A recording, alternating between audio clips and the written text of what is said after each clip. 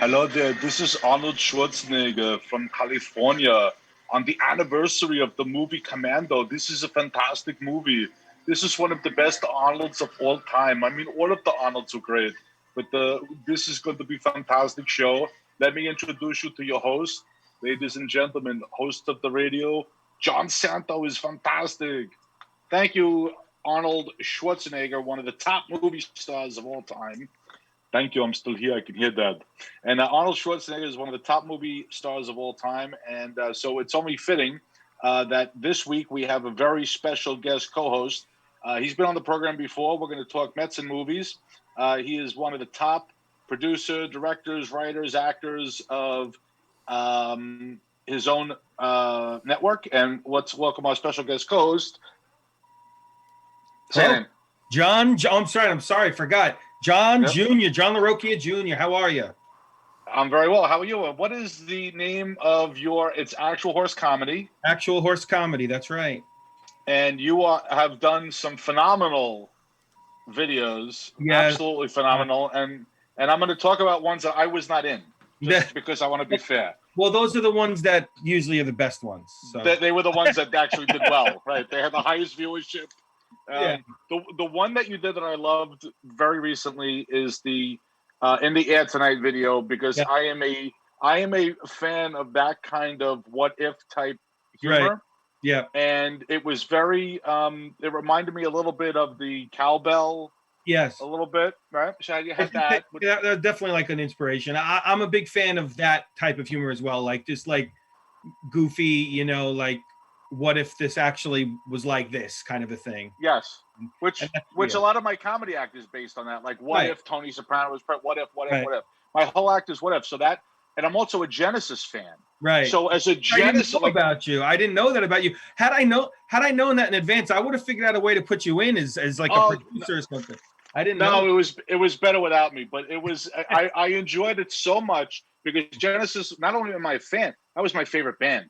Right. In high school, college, loved Genesis, right? So when you did that, and I'm thinking like the Air Tonight, and then it was in the Miami Vice. I'm also a Miami Vice fan. Right, so this was like phenomenal for me. Yeah, you could check it out at actualhorsecomedy.com.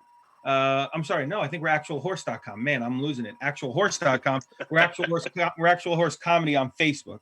But yeah, so that was a fun one to do. We were very the local junior high was very nice and let us use their band room that's great. For a couple hours. It was actually on a summer day. It was one of the hottest days of the year, and it was sweltering in there.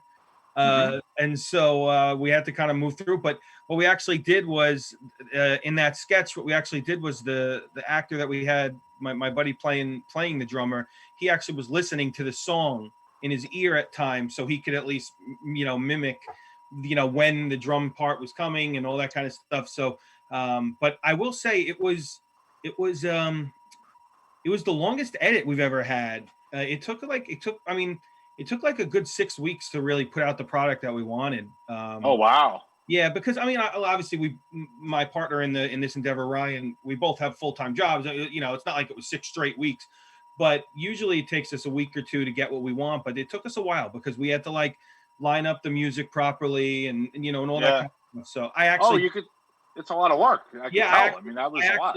I was actually the one singing on that song on the track because we didn't want to get into not that this little sketch comedy website was going to get yelled at by Phil Collins people, but you never know something on the internet, and if it was good, I didn't want to.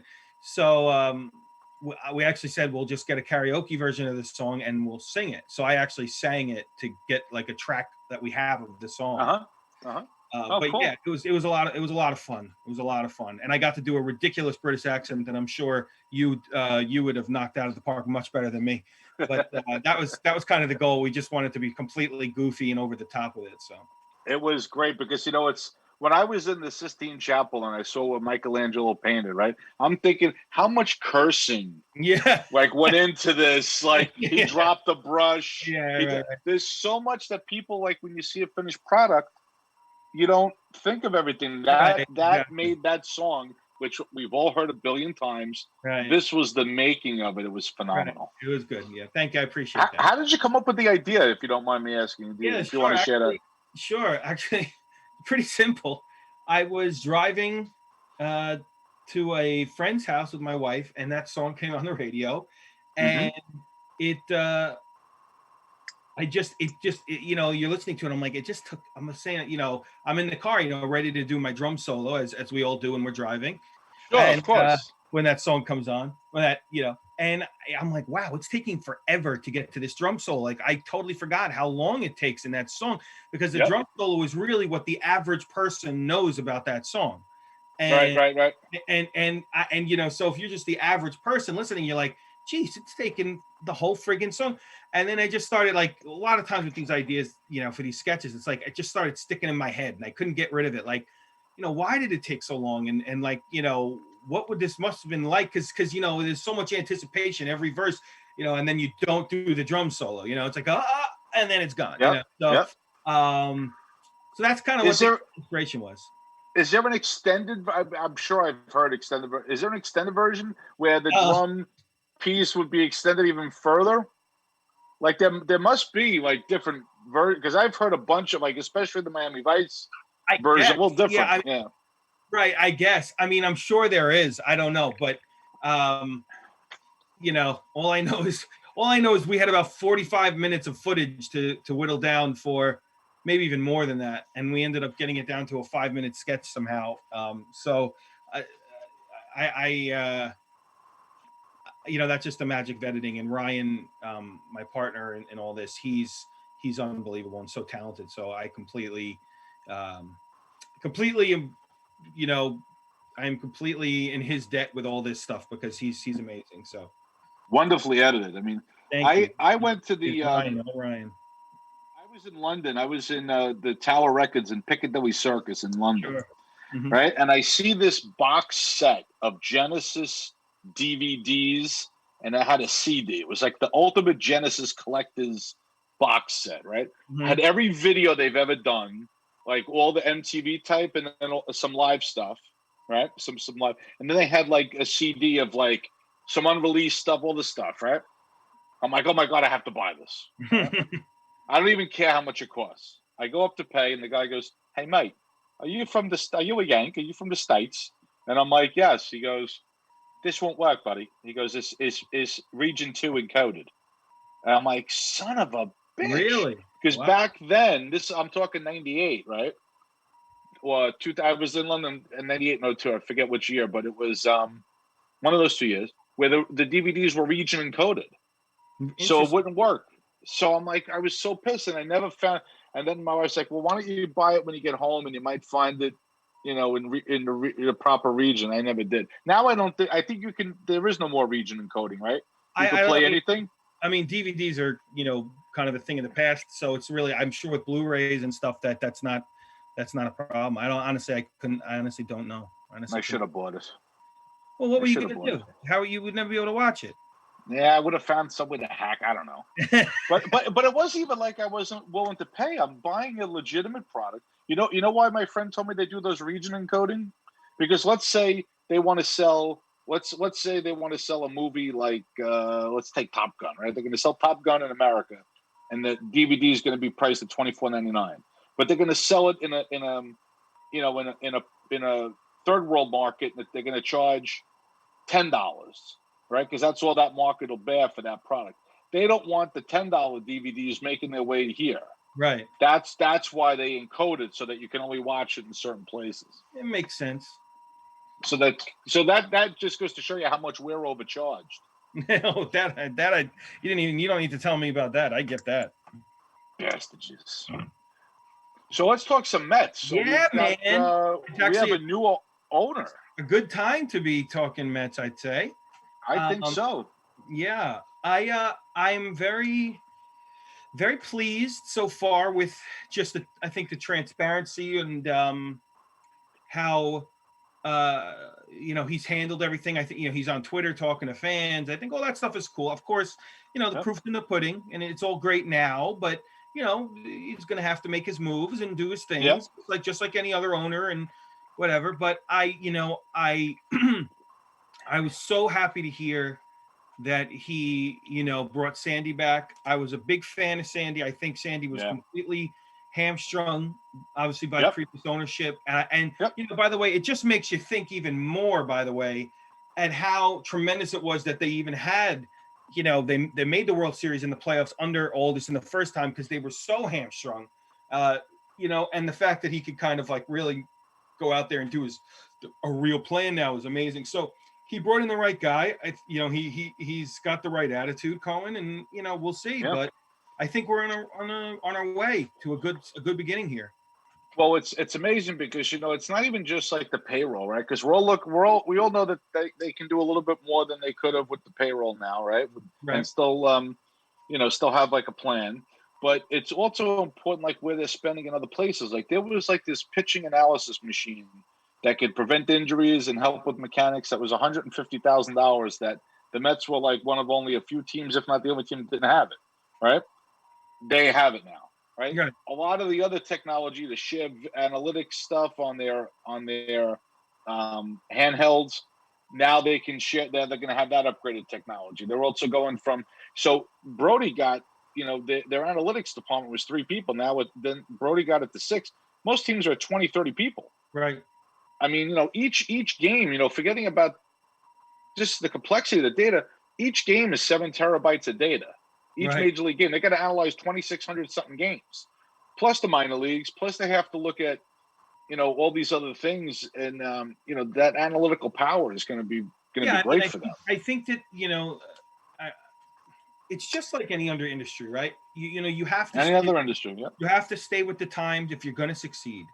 Yep. And baseball's a little bit different in the sense that old school ways definitely still work to a degree, but you need to be able to. I mean, this is kind of the age old thing now with front offices. You need to be able to find a right balance of analytics and scouting Yep. and doing it all. Now, the problem, as you said, were that the Mets were. I don't want financially hamstrung is obviously I guess the right way to say it, but they're even beyond that. The Wilpons only wanted to do enough to just stay somewhat relevant. Now, whether that initially started because of finances, or it just was ego, or it was because they think they knew better, and then they never wanted to. They never made that leap. And so I think that what Cohen and Alderson, with his resources, are going to say, no, we want to be a a leader in this. And I mean, you look at the Dodgers and you look at what I would say probably the 3 most well-run organizations in baseball. I've heard a few times, probably over from top to bottom. I'm talking about everything. I'm not just talking about championships. I'm talking about the way the organizations do things. It's probably, as much as we hate to admit it, the Yankees, the Dodgers, and the Rays, I'd say. And that's what Cohen obviously wants to build, I think, a mesh of all 3 of those. They're all 3 of those teams are always competing. All 3 of those teams, the Yankees and the Dodgers obviously will always have the financial resources. The Rays are always willing to make a big move, even if it means trading somebody. I mean, like when they traded Chris Archer a couple years ago, that was their aim.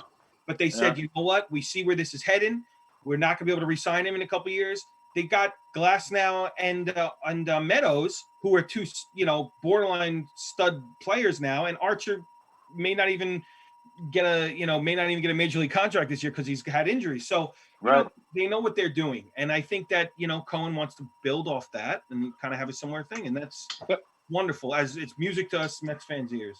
Not to defend the Wilpons or anything, but there is a certain thing like where they would say, okay, if we spend this much money, we're going to make this much money because people will come to the games, and we'll, as long as we can stay, from a business perspective, they might say, as long as we can stay relevant in September, we're going to still fill the stadium, we're going to still sell. But if we don't make the playoffs, we don't care because we've maximized. Because if we spend too much and it doesn't work, now we're negative. Now we've lost money.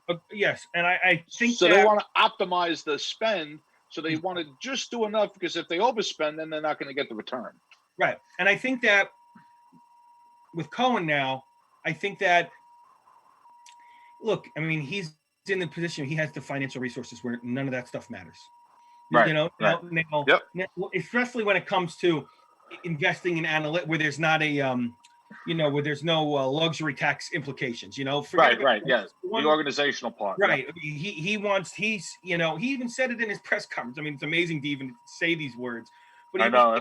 he says, "Look, this is not where I make my money. This is not I my." make my I make my money. That was great. I He's love like, that.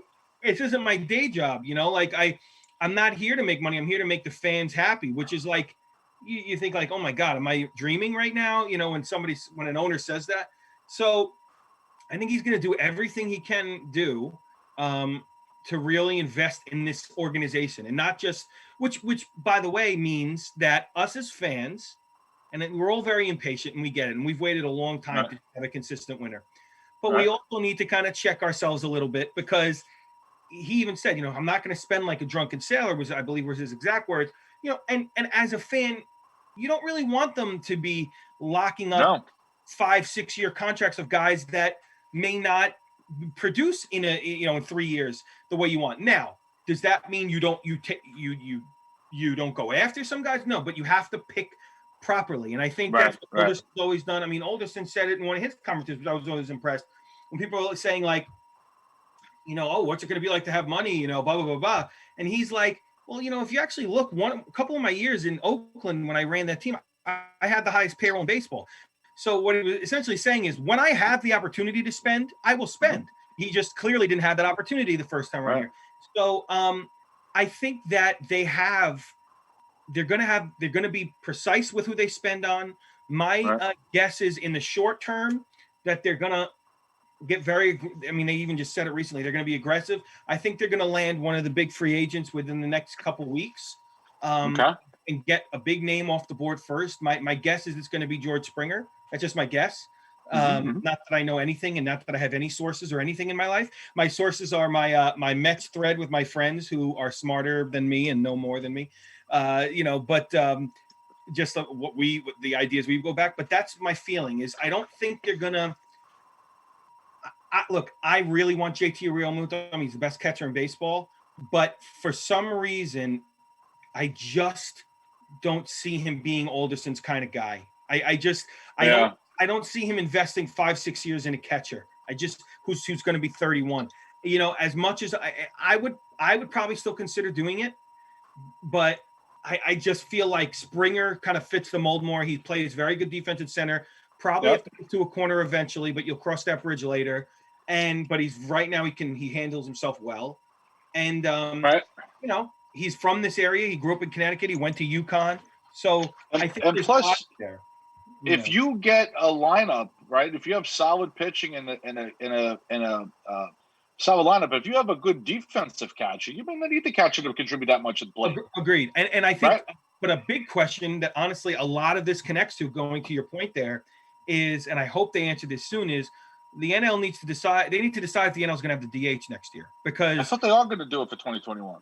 they're Not not the sure. sec. They're not sure, because the way it works is they initially, that was their initial plan, and then when the talks fell through, they just agreed to just do it for this shortened season. Oh well, that's a big. That's a big. Yeah, especially for the Mets, but for any team really, you need to know, because if you're going to have Dominic Smith and Pete Alonso in the lineup every day, at first base and DH, you're right. You can afford a little bit more defensive-minded catcher, but I think they need to decide this soon. Now the CBA ends after this year.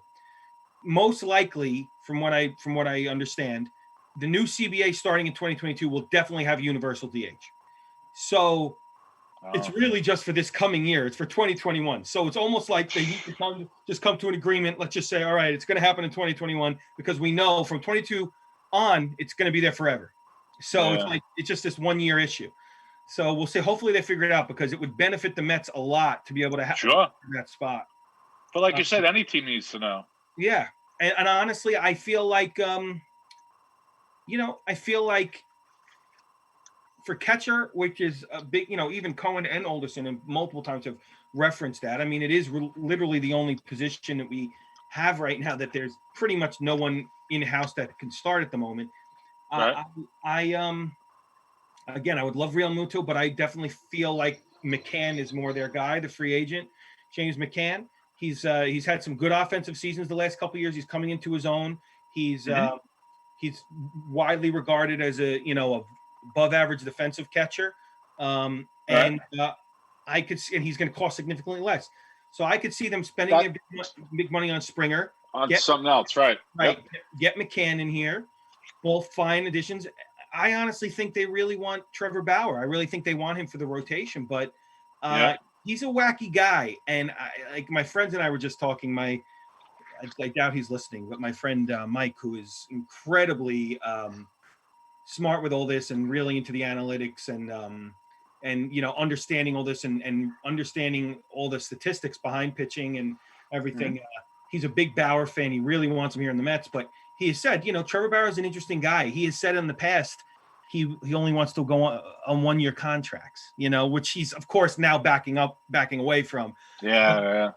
I could see this guy signing for 2 years, $80 million. Like just take this, these, and playing in, some rant like, San Diego or San Francisco, who knows? He's not the kind of guy that's just going to come to New York because it's a big city. Just because it's a big thing, yeah. But I mean, he and Alderson seem to have exchanged some pleasantries through the media already. Mm-hmm. So I think you land Springer, you land McCann, and then you if you could somehow lure Bauer, I mean that's arguably the greatest offseason in Mets history. So, who knows? We have a special somebody who's been listening, so we're going to bring him on the show. He's going to evaluate what we said so far. Oh God! So let's bring him in. Who is it? Mike Francesa joins the program. Oh yeah, I bet. There he is. You hear that's the music. That means Mike's coming on. Oh, he's my favorite. I'd love to talk to Mike. First of all, hello, John. Hello, John. That's Mike Francesa. And I thought that your analysis of the Mets was fantastic. But there's a player you left off, all due respect, Jed Lowry. I think Jed Lowry, who was injured for the past 2 years, signed a 2-year, $20 million contract. Wait, Mike, you falling asleep? Are you falling asleep right now? You all right? 2 years ago. I think he's due. I think if you lock him in for a 6-year contract at a 6-year, $80 million contract, I think you're going to have one of the top players on the bench. Yeah, on the bench. No, I'm kidding. Of course, you guys did I think everything you said, I think is reasonable. I don't think you want to trade for a Lindor because I think that'll cost you too much in prospects. And let's face it, Brody traded away a lot of the prospects that were here for a month. For a guy who was here for a month. That was a horrible. Well, actually, trade. Not necessarily yet because Stroman is going to be back next year. So that's. No, I wasn't talking about Stroman. I was talking about Billy Hamilton. Oh well, center fielder. Right, Billy Hamilton. Well, I mean, Jordan Humphrey, the guy that they traded, was DFA'd by the Giants. Was just cut. The Indians just picked. The Indians just picked him up. I don't like to trade anybody for a short term, especially in a season where the entire season could have been shut down for COVID. No, at any time, right. I wouldn't give it up anybody. Yep, France. Listen, I haven't said this a lot in my life, but Mike Francesa, you are right, and that's very nice. Yeah, I mean, usually I think your takes are terrible, and I think you should retire about 20 years prior to when you did. But you know what? In this case, you and your daily Diet Coke nailed it, and that is, I wouldn't have traded that. I mean, look, here's the thing: people are going to knock Brody for what he did. I don't fault him. Obviously, the Cano trade was a mistake. But disaster. I don't fault him only because he came in here knowing he needed to swing big, and because again. He knew he'd have the restrictions from the Wilpons. So that's true. That's true. A Brody with money could have been different, but you had a chance. You had a chance 2 years ago, right? You talked about analytics. You talked about organizations. Kim Ng, who was a senior vice president of baseball operations, assistant general manager for the Dodgers, assistant general manager for the Yankees, who was regarded by the entire league. Why did the Mets not hire her 2 years ago? Now the Marlins have the first female general manager in baseball. That makes her a splash, not just with the news. I get but it. Also with a competent executive. But no, let's go for an agent. No, go with Kim Ng. Honestly, their bigger mistake not hiring Chaim Bloom, who was That's probably, true. you That's know, true. he was a finalist with Brody. But I will say this, and you know, Chaim Bloom, if he got hired, he's incredibly talented. Obviously, the Red Sox now have him, and I think he's going to end up doing really good stuff there. They're just kind of, you know, they're in a lull right now, but I think he'll end up turning them around. But he was, you know, he was brought in to the Red Sox to essentially do a rebuild, their version of a rebuild, because they were so limited financially with these contracts. And what was one of the first big things he did? He traded Mookie Betts, right? So, because he felt that they had to. So, had the Mets hired him, I am I am almost positive that his version of that was he would have traded DeGrom because Brody was the one that signed him to that extension. I think Right. Well, that's true. That's a good point. That's a good I point. think Yeah. he would have cashed in on his value Yeah. just like he did with Betts. So if they didn't hire Brody, that's the one thing I will say. If they would have hired anybody else, I think there's a really good chance they would have moved DeGrom. Brody, I think, was brought in. Obviously, he was his agent. He had a good, you know, and Brody was the one that kept him locked up here.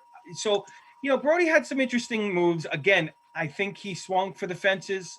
You know, I still like that he got Edwin Diaz. I wouldn't have given up as many guys as he did. I know Edwin Diaz is, you know, some people love him, some people hate him. I think he looked overall really good this year. He's still young, controllable, and has dynamic stuff. I still have faith in him to a degree, you know. But I think Brody just tried to swing for the fences, and he's aggressive, and he's not he wasn't afraid. Now, Well, you I know, have to be honest with you. I was playing. I have MLB RBI baseball on my iPhone, and I play with the Mets all the time. which Yeah. makes you an expert for sure. Makes me what? An expert for sure. An expert. So, well, what I'm saying, I don't want to get the realism in the game. Okay, it has all the ballparks. They all look the same. They're great. Right. It's unbelievable, and the graphics are fantastic. Now, I was pitching a game. I brought in Edwin Diaz to be the closer. I had the 2-run lead. Okay. All of a sudden, first pitch, home run. Okay, now I have a 1-run lead. Okay, and of course, Edwin Diaz blows the save. He blows the save. So it's totally accurate.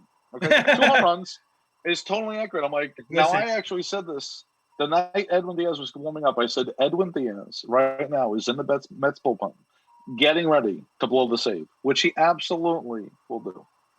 He didn't blow the save, but you know, I get he does blow the save. I get what you're saying.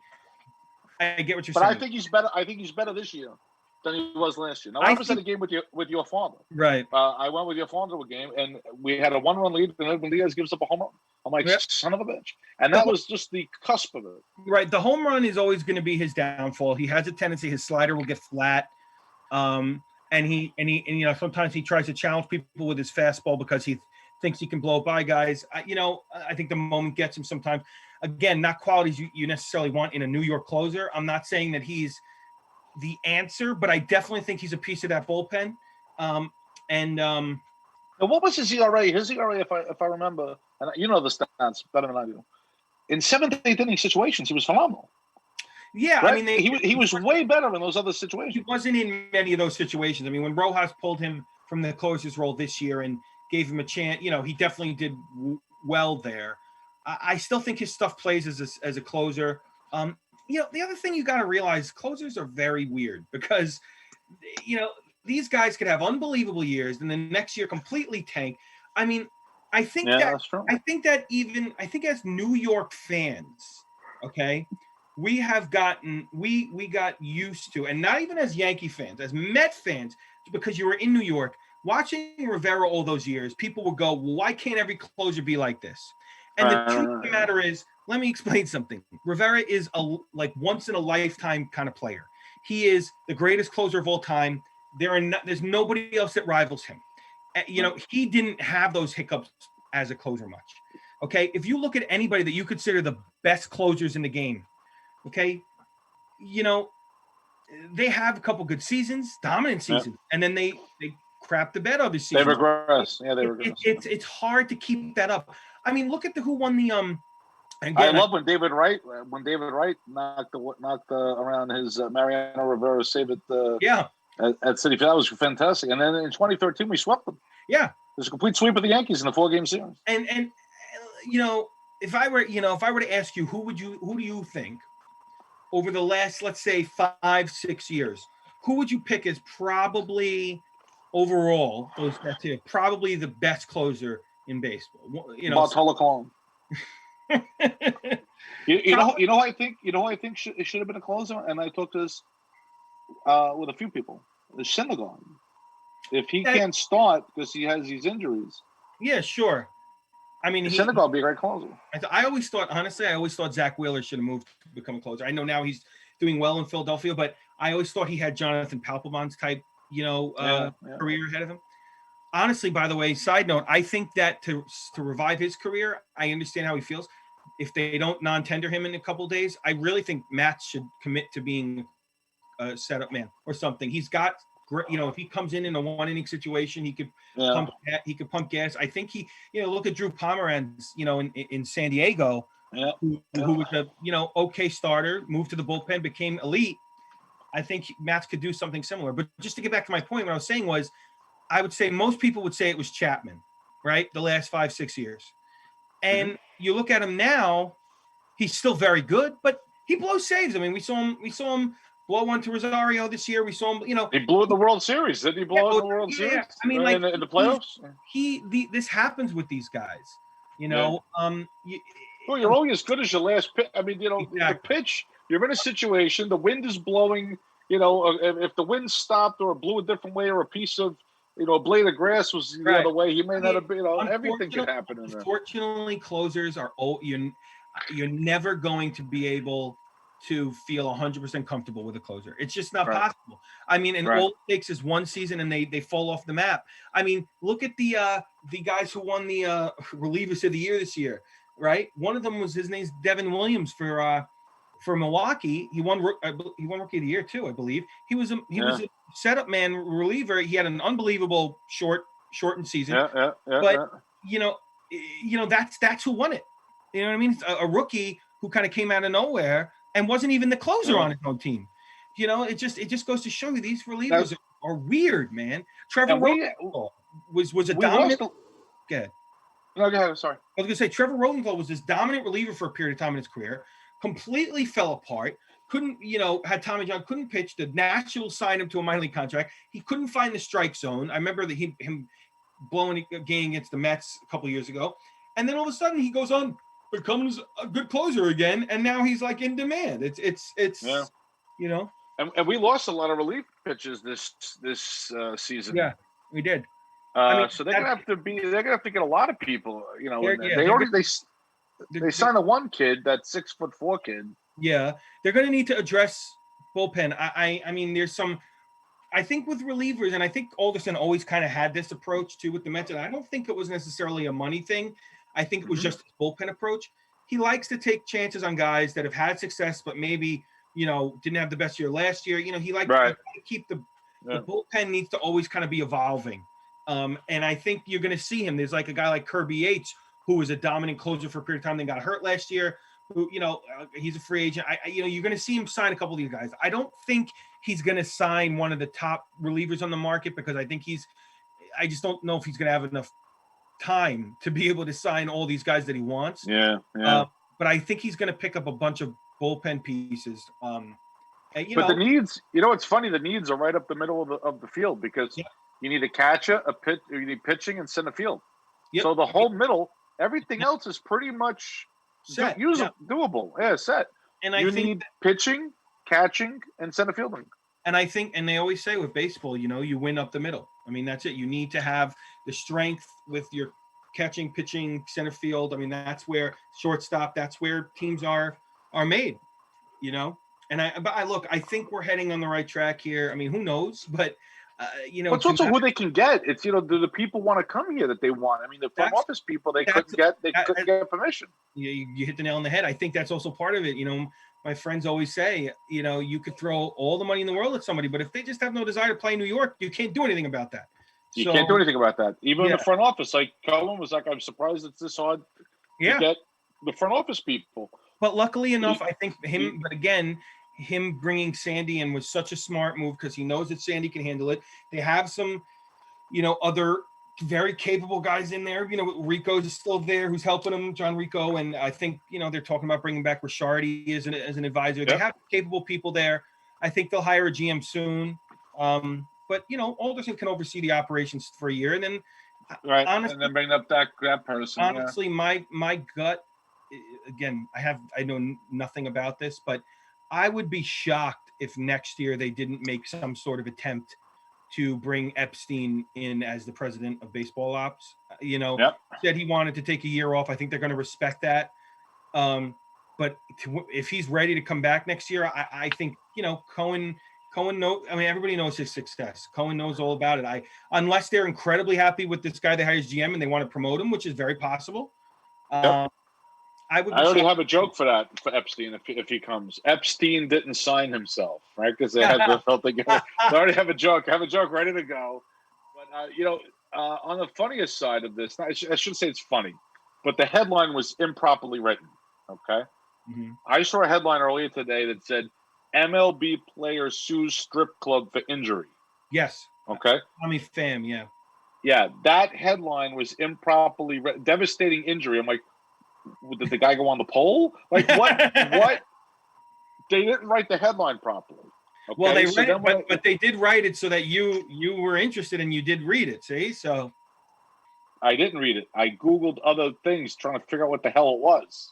And now your wife is wondering why you have strip club Googled a million on times. My search results, right? With an MLB player, that's like a whole other perversion, right? So that's like an improper headline, but he was stabbed at a strip club, probably. He was. I think he was like somebody like jumped him and stabbed him in the back. Yeah, I mean, who knows what that could have been about anything, right? It could have been that could have been anything, but it's. So let me ask you a question. Yeah, I know I've been doing a lot of talking here, but what are your feelings on it? I mean, you're arguably the most diehard Met fan I know. So how do you feel about this new ownership, this new era, the vibe that they're giving off? I mean, I know you and I have had many a conversation over the years. We went to spring training this past year before the world ended, and everything. And you have very strong opinions on certain players and about how they do things. And I mean, I think you could argue that most fans were just praying to the heavens that they would sell the team. And now we have this diehard Mets fan leading the way. Yep. So how do you feel about all that? Well, I'm really glad that those two clowns, J-Lo and A-Rod, didn't get the team. All right, that would have been a clown show. They never going to get it. They were never going to get it. Never going to happen. So I'm very happy with the ownership. This is exactly what should have happened. So I was so upset that de Blasio could have put a wrinkle on this thing only because he did publicly say he wanted A-Rod and J-Lo to have the team. Right. And for whatever reason, I have no idea. But so I was livid when this guy could have done anything to interfere. So when de Blasio said he wouldn't interfere, I upheld my agreement and I released him safely. De Blasio. I was holding him very close to Citi Field in a warehouse. Oh. And I left and I called in the NYPD. Right. I said, the mayor, just look for the Mr. Met flag in front. The mayor is safely inside. And he was. So I held up my end of the agreement.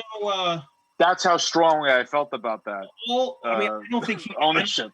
I don't think he ever would have really stepped in and stayed. He had the legal case, from what I understand, was very wobbly anyway. Very wobbly. And Cohen could have just bought the freaking land. He could have said, it's not city land anymore, I'll buy it, So I don't even think, I mean, I know everybody hates de Blasio. I don't even think de Blasio had anything to do with like that. I think somebody just knew that was a clause and then like leaked it just to create some, crap. Yeah. And, de Blasio was forced to comment on it. He would have been, I'm kidding that I kidnapped him, but the Met fan would have taken City Hall by military force. I think they would have been armed with bats. They would have been coming over the bridge into downtown Manhattan, and they would have taken City Hall. My feeling is he has bigger fish to fry right now, so I don't really think he did what he had to do, and that was that. I would have stolen a tank from Fort Totten and driven it across the bridge like Saddam Hussein going into Kuwait, and I would have taken City Hall by force. Definitely not. we would have had Cobra attack helicopters coming in on the deck. You know? Definitely not somebody you really want to aspire to be, is Saddam Hussein, you know. Well, no, but I'm saying like that image of the tank, you know, rolling into Baghdad. You know what? Kuwait. You know what was funny though is I just I don't know if you saw it, but it just cracks me up. I have a firm belief that local New York writers, sports writers, have this secret, maybe not secret, desire to watch the Mets continue to fail, because it's just like this. It's just like watching, you know, somebody get hit in the groin over and over. It's like it's entertaining to them. Oh, yeah. I think the same thing with the Jets and the Knicks too. Like they just get enjoyment out of it, and you know, it cracks me up how quickly. Like I think Joel Sherman, who I, in general, don't dislike his stuff, but he wrote an article today about how with this front office search, how it's just Cohen's first failure as owner. And I'm like, oh, stop. I'm like, give me a break. Like, give this guy a chance. No players have even signed yet. It's like these guys. He went out and he tried to get some people. They couldn't get permission to interview, or they weren't interested in coming to New York for family reasons. That's not, you have a search, and sometimes you weed through people. There's nothing wrong with that at all. No, it's That's just ridiculous. I'm just saying it's funny. It's funny. Who's your all-time favorite Met? Well, I mean, I have so many of them. I mean, I like Ron Darling a lot because he and I share a birthday. Mm-hmm. So growing up, he was always like, when I was a kid, I was, Ron Darling has the same birthday as me. Uh-huh. But you know, I mean, I was a little young to remember Seaver that much. Mm-hmm. You know, but I love, it's the franchise, so obviously I like Seaver. I was showing my son the World Series from '69, and my son's like, "Oh my God, the graphics were terrible." Then, like watching the game today, and he's like, "And Seaver was still in the game in the 10th inning. Like they would have had like how many relief pitches would have come in a World Series? Yep. And Seaver's in the 10th inning still pitching, and they got Tug McGraw up in the bullpen. Yeah, I mean, the starter. Yeah, look what they did with Snell this year when they pulled him. Yeah, yeah. So it's I would, they have so many. I mean, I like, of the current team, DeGrom, obviously. Mm-hmm. I like Dom Smith. Meeting him at spring training was really cool. To meet Dom Smith. Smile. So you remember when we met him by the souvenir place? Big smile on his face. He's such an interesting case because he's one of those guys where it's just like, give the guy at bats and he'll show you what he can do. I think everybody, look, anytime you're a highly touted prospect, he was rated as the top first base prospect in the game a couple of years ago. Like you're going to get this, it's going to be this anticipation and this assumption that you're going to come up and be amazing. Just like essentially the way Harper did, like a lot of these guys take it by storm, but the general path for a top prospect, that's not how it works. You need to get your feet wet in the majors. You need to figure it out. And you need a team that believes in you to give you a chance to let that happen. And do you remember what you said to him when we met him at the thing? Remember what you said? I don't. What did I say? Think about the prior season. I remember what you said, but I want you to say it. The prior season. So we meet Dom Smith, and if you remember what happened at the end of 2019, the very end of 2019. Oh yeah, he had a walk-off to end the year. Right, and you said you had the best last at bat. What did you say? Yeah. The best last at bat of a season. No. You said you had the best first at bat, last at bat of the season. Yeah, or the second half of the season because he was injured. Right. So you had the best first, last at bat, or something like that. I mean, by the way, isn't that tremendous? I mean, he literally comes off the DL to play and he hits a home run to.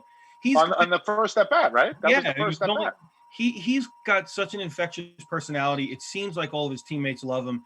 And I it's a weird situation with Alonso taking the world by storm. Obviously, he had a down year this year. But by the way, it's funny, if you project out Alonso's home run total this year, he would have hit in a regular season. He would have hit over 40. It would have been a great follow-up campaign. It's just his average wasn't what it should be. I mean, that kid works so hard. I'm sure he'll be fine. But he's Dom Smith. It seems like such a guy you want to root for, and so does Alonso. There you go. Yeah, that's the ball that I wish we had this ball a day earlier. Yeah, I know. We bought this we got this at the stadium, and we didn't have it for Dom Smith. He signed my other ball, but it wasn't a spring training ball. But he's so easy to root for, and I really, it'd be great that hopefully they can keep both of them in the mix. Well, that's why that DH thing is so important, right? That's the thing. I heard that they might, because Matz is due, I think, $6 million, and they're saying if they non-tender, that's withdraw arbitration. If they non-tender and then re-sign him, they can get him for $2 million. I mean, if they do that, it's possible. I don't know if he's going to want to do that. Somebody might. He's a lefty reliever who's still relatively young. Everybody needs pitching. Somebody might offer him more than that. Yep. So who knows? So listen to this. So switching a little bit to movies. Are you a fan of 2001, 2010? Those movies? What is it? What do you mean? 2001: A Space Odyssey, 2010. Oh, no, not really my thing. I saw it a long time ago. I think I saw it in a film class in college or something. Yeah, because this monolith appeared in. Yeah, right. I heard about that. Yeah, in Utah. First it appeared in Utah, then it vanished. Now it's in Romania. So, if this thing transmits a signal to Jupiter, we got a problem. Yeah. Wait, hold on. They're saying it disappeared and now appeared at Romania. Okay, yeah. Mysterious Arthur C. Clarke style monolith appears in Romania after unexplained metal vanished from Utah. So it was spotted in Utah. It's no longer in Utah. Now it's in Romania. So in the movie, this thing, well, the one that they found in the movie was on the moon, and it transmitted a signal towards Jupiter. So they went to Jupiter, and then the mission and Hal, went nuts. And then Roy Scheider went there to go find out what the hell happened in 2010. You know what's crazy? These movies were always in the future. I watched 2001: A Space Odyssey in 2001. And I'm like, what the hell? We're nowhere near there. My wife, who's much smarter than me, just texted me. I guess she could hear us talking through the walls, and says it's likely a marketing ploy. That's what she said. It could be a marketing ploy. I wouldn't put it past anybody at this point. Well, Southwest Airlines took some kind of credit for it, so I don't know if they're behind it. Now, they're pretty funny. They have a good sense of humor, Southwest. But this would have been a good marketing ploy in 2001 and 2010. When the movies, ask her what if it's not a marketing ploy? I don't think she has the answer to that. I don't think any of us do. Right. What if it sends a signal to Jupiter? We can't get to Jupiter that we know of. We don't have a ship that can get to Jupiter. Don't in the movies, don't monoliths necessarily, don't they transport you more than send a signal? No, it made a loud noise, and the guys are covering their ears. I don't know why they were covering their ears in the spacesuits, because even if you put your hand over your helmet, it does nothing. The ears are in the spacesuit. It does nothing. But it made for a good picture. And now it was sending the signal, and then they went to Jupiter to find out what it was all about. So, right. Very good. Very good. The first one was slow, boring, 60s movie. 2010 was really good. Roy Scheider in 1984. Helen Mirren. Isn't Jupiter a gaseous planet? Yes. You can't really go. No, they don't land on Jupiter, but they find stuff going on on the moons. Oh, okay. And I don't want to give too much away. I don't want to be that guy, that spoiler guy. Don't, because now I would like to watch it. Yeah, you got 2010, much more interesting than 2001. Interesting. And the ending, not going to say what it is, just going to say that you got to watch that. I will. I'm actually working on a video where Como is the manager of the Mets. And I have him going, so you mean to tell me on an 0-2 count, you want me to keep the bunt? What if he bunts, he's out. If he bunts foul, he's out. What if, it would be funny if you did like I was gonna say Como in some other situations would be funny too. Yeah, I did. I'm doing one with Como as the captain of the Starship. Yeah, I'm doing a Star Trek one. The USS Mario Como. It is named after my great grandfather. And I did one with Trump as the captain of the Enterprise with the Vulcan virus. It's on Vulcan, and we're helping the people of Vulcan. And you know how we get light inside the body? I said that and everybody freaked out. I said, you can get light inside the body. You beam them. So we're beaming people with the virus. We beam people every day. So now we're beaming people by the thousands. We're beaming people, and they're carrying it scares the fucking bears. Speaking of good old Donnie T, there are still dozens of people in the Belmore Wanta area in the train station parking lots every evening with their big Trump flags. They're still out there, just waving the flags and I guess hoping to reverse time or something. I don't really know. The other day I literally passed by it and there was like about 6 people, and one of them was just like teenager who just kind of was just, you could just tell was there, didn't really know why he was there, and it was just 6 people with their flags. I am generally nervous around protesting people. Yeah. Even if it's a peaceful protest, because I never protest anything. Right. I write a letter to my congressman, or you make an impression out of it. You make a bit out of it. Or I make a bit out of it. Right. I don't like to. I had a friend who was always protesting, right? And I couldn't even. I said I want to go to lunch. It's time for lunch. So she didn't understand that I wanted to eat. So I had to make it like a protest. I'm like, we have to go get something to eat. I know a place on 14th Street, right? And then she got it. Then she was like, okay. Then she got that. But now my question is, after lunch, did she then stand on the corner of the restaurant with a flag, like hoping that lunch would be reversed? Like for the next 2 months? But if you're going to protest something, protest, we went to Burger King, right? Okay. Right. Now it's 12 o'clock in the afternoon, so it's very beginning of lunch. How could they be out of ketchup? The first thing they should do is check the ketchup before the lunch rush. That's a fireable offense. Well, I don't want to say fireable, but from a process, and then if there's no ketchup, if you're squirting the ketchup now I have to go back downstairs because Manhattan, everything is multi-level, right? I'm going to go back downstairs and get the ketchup. My fries are going to be cold. My burger's cold. I got to have that ketchup right there. John, that's got to be automatic. There's one thing I know about you. You cannot have your burgers or your fries cold. You know what I mean? Nope. And Mexican food too. When you go for a fajita, right? You go to a place like anyway, like a typical place, like a chain place. I don't want to say a name because I might want them as a sponsor. Sometimes the don't worry, I don't think they'll give it to you, but it's all right. I don't think so either. But I can't offend anybody right now, right? So the fajitas Mexican food gets cold really fast. I like my Mexican really hot, right? I went to a place in Rockville Center right before the pandemic. They bring you everything on one tray. They don't go back and forth for for the fajitas, for the tortilla. But everything it's like a box. Your chicken and peppers and onions hot over here. Sure. Here's your sour cream, cheese, pico de gallo, lettuce, and sour cream. Boom, and you mix everything together. And here's your black bean, all on one compartmentalized thing. By the way, nothing is more Long Island than calling it pico de gallo. Pico de gallo. Hey, just give me that pico de gallo over there. What is this stuff? What is this pico de gallo? Well, you know what? I usually order in the accent of the restaurant. Like if I'm at a French place, I'll say chicken cordon bleu. Right. The problem is, or I'll say racist? Like Italian. No. What? The problem is racist? No, it's not. I don't think just kidding. But the problem is when the person really speaks that language. Right, sure.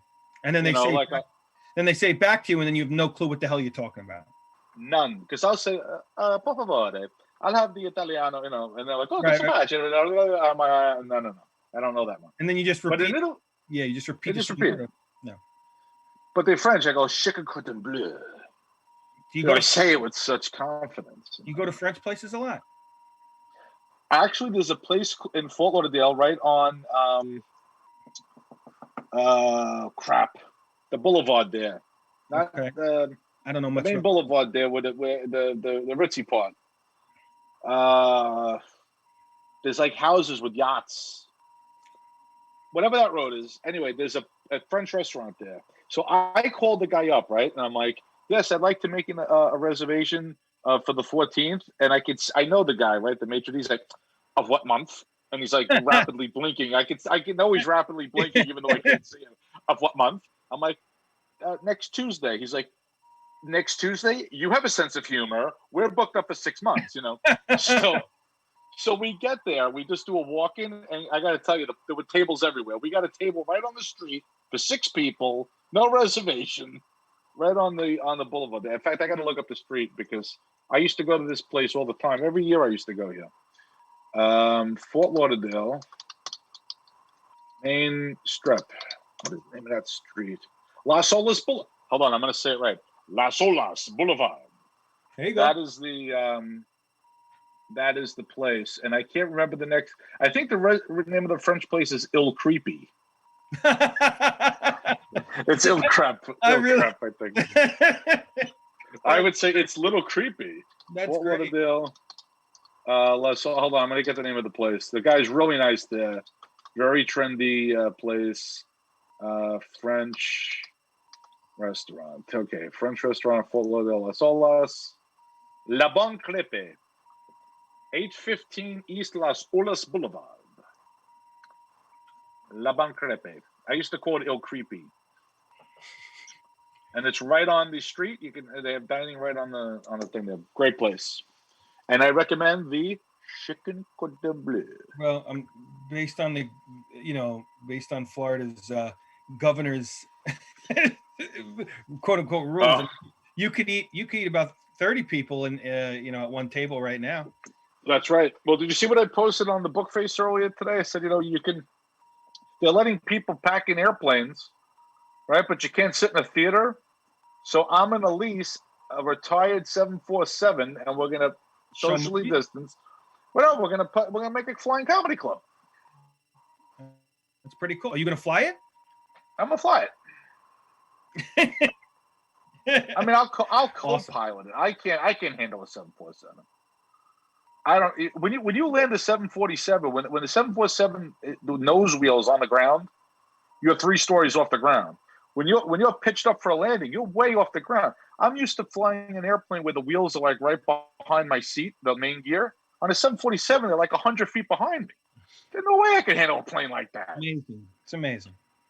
But I could co-pilot it. No. Sure.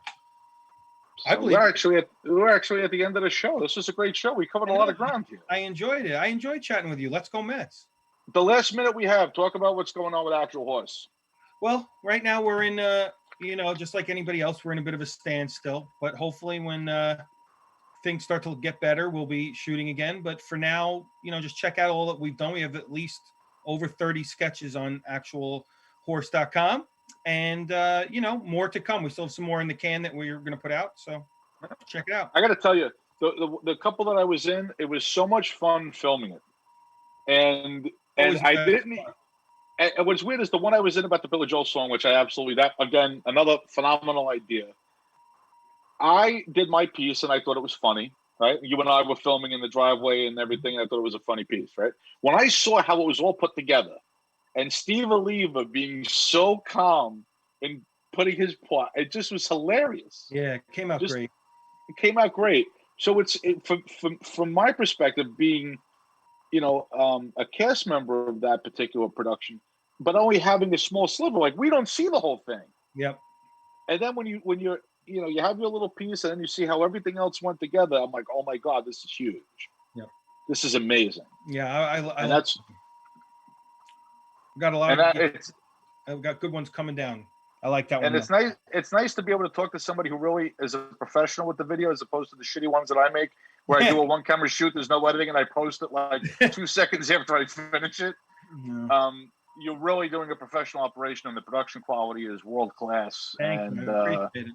And I'm not going to ask you what your budget is. I assume it's in the tens of millions of dollars based on the products that are coming out. But the budget is whatever is in my bank account. Yeah, that's got to be multi-million. I'm sure you have Swiss accounts, offshore accounts, Bolivian holdings. By that I mean it's negative because I'm Siberian holdings. Yeah. All right, Bob. All right. Well, I think probably will be coming back. Yeah, that's the end of the show. Tell people the website real quick. Actualhorse.com. Check it out. Actualhorse.com.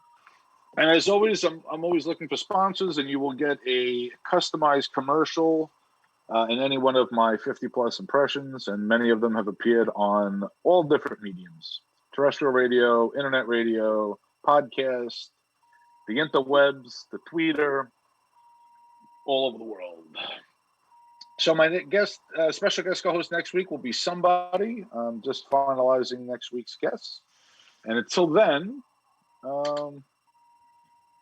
we'll see you next week on the radio. Thanks for having me, John. Appreciate it, buddy. Thanks for coming. Thank you, Mr. Producer.